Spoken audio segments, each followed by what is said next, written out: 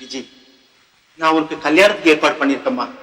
மாப்பிள்ள கொடவாசல் சிகாமணிமா, தங்கமான பையனா, நில்லுன்னா நிப்பான். அப்படின்னா உடனடியா அவனுக்கு தந்தி கொடுத்து கொடவாசல்லையே நில்லு, இங்க வர வேணாம்னு சொல்லுங்க. விஜய், உன்னுடைய பிடிவாத கூட எனக்கு தெரியுமா. வேற வழியே இல்லை. கறந்த பசும்பால்ல 4 சொட்டு ஆழகால விஷத்தை விட்டு அப்பா விஷத்தை சீல் கொடுத்துருவேன்.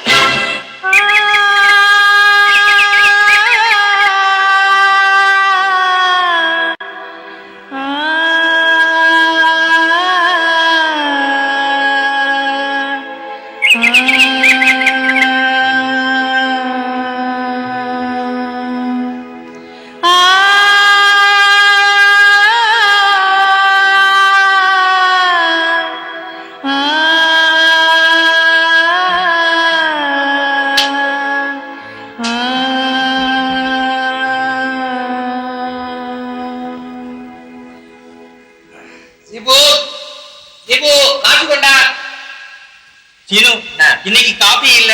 காபி இல்லையா? ஏன்? Case problem. கேஸ் ப்ராப்ளம்னா டாக்டர்கிட்ட போக வேண்டியதானே? அது இல்ல சின்ன, சமையல் கேஸ் தீர்ந்து போச்சு. வரத்துக்கு 3-4 நாள் ஆகுமா? சனியனே, உன்னை எதுக்கு நான் இந்த வீட்டுல தண்டத்துக்கு வேலைக்கு வச்சுக்கிறேன்? ஆமா, 2 நாளா எங்க போயிருந்த? ஆளையே காணும். அம்மா அவசரமா மொட்டை மாடிக்குவான்னு கூப்பிட்டாங்க. அதான் அங்க போய் உட்கார்ந்து இருந்தேன். பாவி, ஏற்கனவே அந்த அம்மாவோட முதல் குழந்தை அசிங்கமா இருக்குன்னு அந்த வீட்டு ஐயா ஃபீல் பண்றாரு. அடுத்த குழந்தை உன்ன மாதிரி இருந்தது, உன்னை அடிச்சே கொன்னுடுவாரு. ஐயோ, அது இல்ல செய்யணும். என்ன இல்ல? அந்த அம்மா மொட்டை மாடியில வடங்காய போட்டிருந்தாங்க. பாத்துக்கிறதுக்கு யாரும் இல்லையா?